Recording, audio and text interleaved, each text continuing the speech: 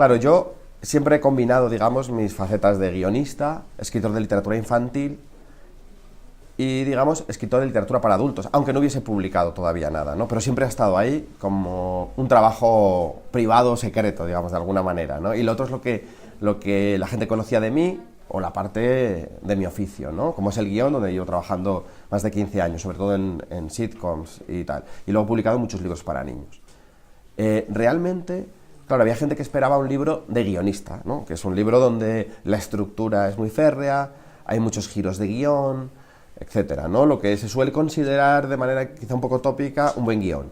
Entonces, en ese sentido, yo lo que busco en la literatura es todo lo contrario de lo que hago en el guión, que normalmente además trabajo por encargo, ¿no?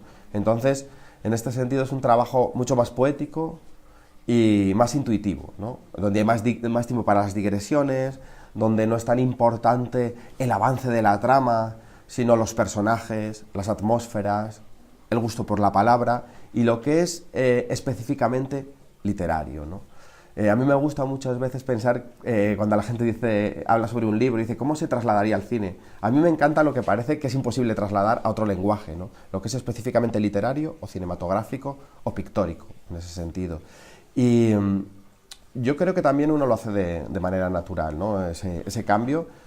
Por un lado es una respuesta a lo que hago en el guión, es decir, hacer todo lo contrario, que no sea una trama, y por otro sí que uno incorpora experiencia de su oficio sin darse cuenta, ¿no?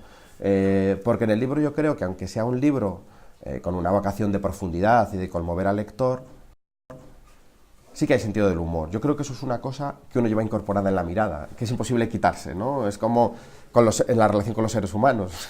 Yo no concibo una relación humana sin sentido del humor. Y creo que el sentido del humor crea empatía con los demás y también con el escritor al lector, ¿no?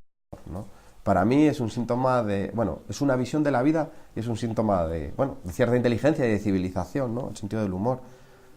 Y respecto a esto del sentido del humor hay una cosa, me voy por las ramas, pero bueno, hay una cosa que me comentaba un lector, además un lector experto, otro escritor, que me decía sobre el libro. Decía, tengo la sensación de que en tu libro me río cuando tengo que llorar y lloro cuando me tengo que reír.